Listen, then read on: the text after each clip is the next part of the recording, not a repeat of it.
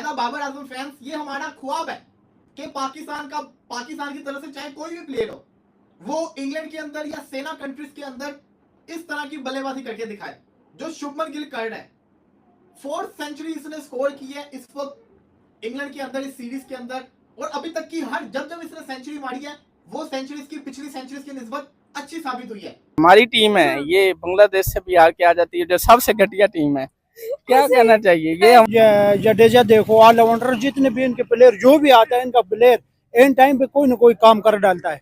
India इतनी आसानी से मैच इंग्लैंड को कभी भी नहीं देने वाला था। अगर दूसरी तरफ इंडिया की देखे थे तो टोटल कैले बच्चे थे, और इंग्लैंड की साइड देखिए तो टोटल सीनियर थे। जोफ्रा आर्चर जैसे बहुत बड़े बड़े इंग्लैंड के नाम थे। और आप गिल की बात कर रहे हैं, क्या बात है, यकीन माने उसकी तो मैं उसका बड़ा फैन हूँ।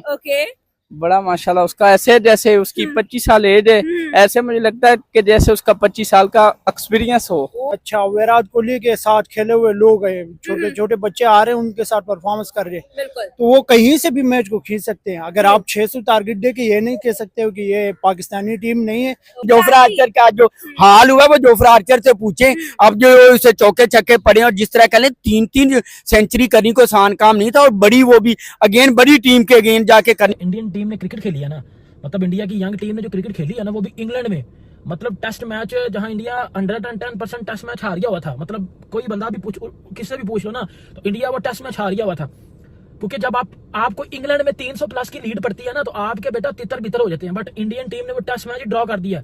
बल्कि ड्रॉ मतलब एक होता है आप टेस्ट मैच ड्रॉ करते हो, ठीक है, आपने ड्रॉ कर दिया। एक होता है आप टेस्ट मैच जीते हो, मतलब ये टेस्ट मैच इंडिया जीता है ना, मेरी नजर में तो इंडिया जीता, और हर उस क्रिकेट फैन की नजर में इंडिया टेस्ट मैच जीता होगा। मतलब जिसको ये चीज लगती थी कि भाई इंडियन टीम हार जाएगी, इंडियन टीम को लड़ाई नहीं करनी आती, उन्होंने लड़ाई करके दी है ना। मतलब जब इंग्लैंड मान चुका हुआ था कि भाई ये टेस्ट सीरीज हम जीत चुके हैं, मतलब उन्होंने ये चीज मान ली थी कि भाई ये टेस्ट सीरीज हम जीत चुके हैं। उधर से इंडिया ने जो फाइट बैक किया, जो इंडियन यंग बैटिंग लाइनअप में मैं कहता हूँ कमिटमेंट शो किया ना, जो हंगर शो किया, मतलब पूरी मैं कहता हूँ हर क्रिकेट फैन को हैरान कर दिया, मुझे तो हैरान कर दिया। टेस्ट मैच 5वां दिन और टीम इंडिया ने इम्पॉसिबल कर दिखाया है। उन्होंने ये टेस्ट मैच ड्रॉ कर लिया है। इंग्लैंड ये जीता हुआ टेस्ट मैच हारा है, इंडिया ये हारा हुआ टेस्ट मैच ड्रॉ करने में कामयाब हो गया है। तो वो जिसे कहते हैं ना डे 5 के एंड के ऊपर फतह किसके नाम पर आई, तो फतह टेक्निकली तो किसी के नाम पर नहीं आई, बट अपर हैंड या वो जिसे कहते हैं ना मॉरल विक्ट्री वो टीम इंडिया ले गया है। बेन स्टोक्स ने जब से कप्तानी संभाली है 2 टेस्ट मैच उसके टोटल ड्रॉ हुए हैं, 2 टेस्ट मैच, दोनों ओल्ड ट्रैफर्ड में हुए हैं इसी वेन्यू के ऊपर। एक एशेज में हुआ था अगेंस्ट ऑस्ट्रेलिया, वो बारिश की नजर हो गया था टेस्ट मैच, वो उस वजह से ड्रॉ हुआ था। और एक ये इधर बारिश भी कोई नहीं हुई, आज था फॉरकास्ट, कोई बारिश नहीं हुई। बारिश कहां से होनी थी भाई साहब, मैंने तुम लोगों को पहले बताया था ये इंग्लैंड की बारिशों का नहीं पता चलता, ये नाराज फूफा टाइप की होती हैं इनकी बारिशें, ठीक है ना, कि आ गए हैं शादी में, मजा आ रहा है कुर्सी से उठ रहे हैं, कोई चक्कर ही कोई नहीं, मुंह अट के बैठे हुए हैं। इसी तरह कभी कभार इधर भी ना बादल आ जाते हैं, लेकिन वो कहते हैं ड्यूटी नहीं करेंगे, आज हड़ताल है, स्ट्राइक पर है हम, कोई काम वाम नहीं होगा। तो आज बारिश कोई नहीं हुई, ओवरकास्ट कंडीशंस रही हैं।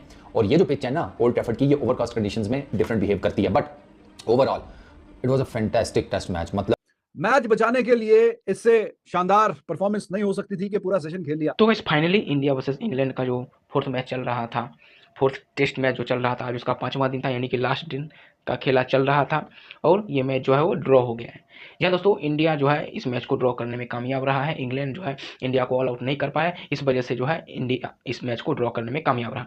बात करें स्टार्टिंग से, सबसे पहले तो फर्स्ट इनिंग में इंडिया जो है 358 रन बनाया था, ऑल आउट हो गया था। उसके बाद इंग्लैंड जो है फर्स्ट इनिंग में 358 का चेस करने के लिए उतरा था, जिसमें वो 669 यानी कि 670 रन लगभग जो है बनाया था, और लगभग 350 रन का जो है लीड दिया था फर्स्ट इनिंग में। यानी कि इंडिया को बीट करके 358 रन बनाने के बाद जितना बना, यानी कि फिर से 358-70 रन का लगभग जो है वो लीड दिया था फर्स्ट इनिंग में। तो उसको जो है उसको पहले उसको बराबर करना था। उसके बाद जो है अगर टाइम बचता तो इंडिया उसको टारगेट देता, तब इंग्लैंड जो है वो बैटिंग करता। लेकिन टाइम की कमी की वजह से इंडिया जो है सेकेंड इनिंग में जो है 425 रन 4 विकेट के नुकसान पे बनाया और मैच को ड्रॉ करने में। when we come to talent, when we talk about talent, India is full of it। क्या कहेंगे सर, आज हम लोगों को नजर आया एक तरफ पूरा एक्सपीरियंस था, बट हमें टैलेंट विन करता हुआ नजर आया। आपको याद होगा कि 2 दिन पहले मैंने आपको इंटरव्यू दिया था, मैंने कहा था इंडिया ये मैच जीतेगा। अगर जीतेगा नहीं तो इंडिया ड्रॉ की तरफ ले जाएगा। इंडिया इंग्लैंड से कभी भी नहीं हारने वाला। अगर इंडिया ने पहला मैच हारा था और दूसरे में कमबैक किया था, तीसरा मैच हारा था, चौथे में इंडिया का बनता था। इंडिया कमबैक नहीं कर पाया, लेकिन ड्रॉ ड्रॉ की तरफ इंडिया ले गया। इंडिया इतनी आसानी से मैच इंग्लैंड को कभी भी नहीं देने वाला था। अगर दूसरी तरफ इंडिया की देखे थे तो टोटल कहले बचे थे, और इंग्लैंड की साइड देखिए तो टोटल सीनियर थे। जोफ्रा आर्चर जैसे बहुत बड़े बड़े इंग्लैंड के नाम थे और उनका होम ग्राउंड था, उनको डबल एज था कि इंडिया से मैच जीतना। लेकिन इंडिया की कह लें जिस तरह 3-3 सेंचुरी और इंडिया की जिस तरह बैटिंग, और इंडिया ने कह लें कि आज जिस तरह ड्रॉ की तरह मैच लेके चले गए, और शुभमन गिल की जिस तरह कैप्टनसी आज कह लें कि माइंड सेट के साथ चली है। और जोफ्रा आर्चर मुझे लगता है कि बॉल चौके छक्के बड़े बड़े हैं। जोफ्रा आर्चर का जो हाल हुआ वो जोफ्रा आर्चर से पूछे। अब जो उसे चौके छक्के पड़े और जिस तरह कह लें 3-3 सेंचुरी करनी को आसान काम नहीं था, और बड़ी वो भी अगेन बड़ी टीम के अगेन जाके करनी को बहुत मुश्किल काम था। वो सिर्फ और सिर्फ इंडिया टीम ही कर सकती, इंडिया यंग टैलेंट ही कर सकता है। मुझे ये बता दें कि आपको नहीं लगता कि यहाँ पर कहीं ना कहीं जो है वो प्रेशर को ओवरकम किया गया है बाय द इंडियन साइड, और हमने देखा है कि भाई उन लोगों ने ये नहीं कहा कि भाई 660 का एक बड़ा पहाड़ हमारे सामने खड़ा है, उन्होंने कहा है कि हम लोग आए हैं अपने आप को मनवाने, और वो करके गए अच्छे से। अच्छा, मुझे लग रहा था कि जितना उन्होंने टारगेट इंग्लैंड ने दिया है, ये वाकई इंडिया टीम पे प्रेशर है। इंडिया टीम के लिए कह लें कि बड़े वो रोहित शर्मा विराट कोहली होते हैं तो कोई कुछ भी नहीं था, लेकिन इन बच्चों के लिए ज्यादा था। मतलब क्या क्रिकेट खेली अगर आप इस टेस्ट मैच की बात करते हो यार। मैं इसीलिए कहता हूँ कि इंडिया की जो यंग टीम है ना, ये इंडिया का जो यंग टैलेंट है वो इसी वजह से हर टाइम हेडलाइंस में रहता है, क्योंकि वो रन्स करता है, वो परफॉर्मेंस करता है, वो फाइट करता है। कभी भी मतलब वो हारते नहीं है, या कभी वो हार मान के बैठ नहीं जाते। ये हमारे ये बॉब्जी शोब्जी की तरह और ये ड्रामेबाजी के जी वो एक्सक्यूज दे दिए, वो ड्रामेबाजी नहीं करते वो लोग। मतलब वो टेस्ट मैच अगर ये हारते तो वो सीरीज हार जाते, बट उन्होंने फाइट की। जिस तरह ऋषभ पंत ने इस टेस्ट मैच में, आपको पता है कि इवन के ऋषभ पंत इंजर्ड था, वो आया खेलने, आज भी ऋषभ पंत आ गया हुआ था, अगर उसकी जरूरत पड़ती तो पंत आता। हालांकि इसके अंदर एक 269 भी आई थिंक है, उसके बाद भी इसने एक सेंचुरी मारी, वो भी अच्छी साबित हुई। जब गिल ने सेंचुरी मारी है वो अच्छी निकली। अभी हालांकि देखा जाए तो आउट होके चला गया 103 के ऊपर, लेकिन ये सेंचुरी किसी से कम नहीं है। ये सेंचुरी भी अच्छी है। ये सेंचुरी भी इसलिए अच्छी है क्योंकि 0 के ऊपर 2 फुटबॉल का स्कोर हुआ था। उसके बाद जिस तरीके से केएल राहुल ने खेला, शुभमन गिल ने खेला, सेंचुरी मारना, इंडिया तो कल ही मैच हार जाता।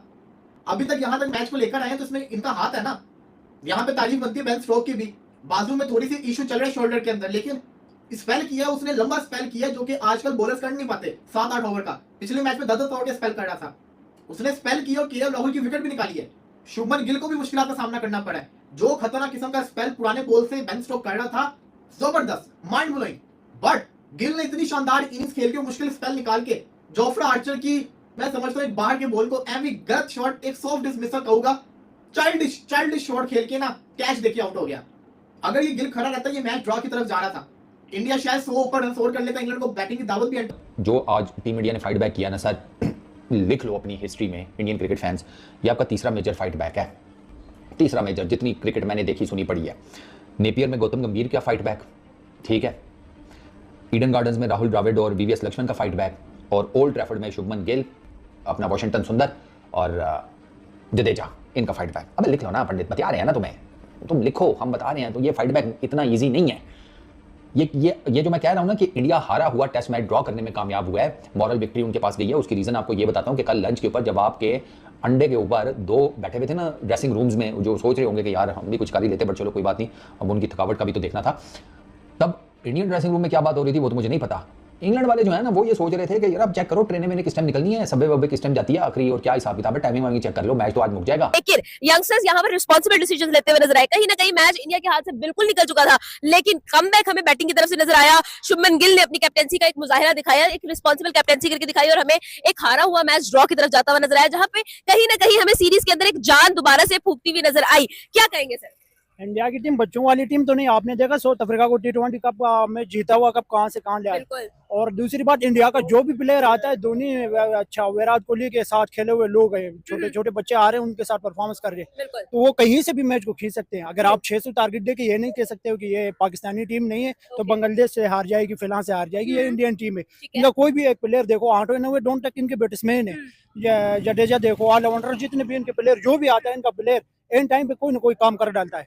जैसे देखा वो सीरीज इंग्लैंड ने जीता हुआ था, लेकिन बीच में आके इसने ब्रेक ले लिया। अब हो सकता है, मुझे लग रहा है कि मैच ड्रॉ होगा। आज 5वां दिन का खेल खत्म होने पे जो मैच है ड्रॉ घोषित कर दिया गया है। तो इस तरह से जो है इंडिया और इंग्लैंड का जो मैच, ये सीरीज है 5 मैच का सीरीज है, वो 2-1 से अभी भी इंग्लैंड के पक्ष में है। यानी कि 2 मैच जो है इंग्लैंड जीत चुका है और 1 मैच जो है इंडिया जीता है और 1 मैच ड्रॉ हो गया है। तो अभी भी 1 मैच जो है वो बचा हुआ है, 5वां टेस्ट मैच बचा हुआ है।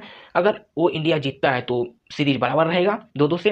अगर इंडिया हार जाता है तो या इंडिया मैच पांचवा मैच जो ड्रॉ कर देता है तो भी इंडिया का हार होगा, यानी कि हर हाल में इंडिया को मैच जीतना होगा। अगर पांचवा मैच इंडिया जीतता है तब जाके ये सीरीज जो है बराबरी पे आएगा। अगर हार जाता है या ड्रॉ हो जाता है तो इंग्लैंड ऐसे भी जीत के खड़ी हुई है, जीत के रास्ते में, और वो जीत जाएगी। 2-1 से वो पहले से आगे है।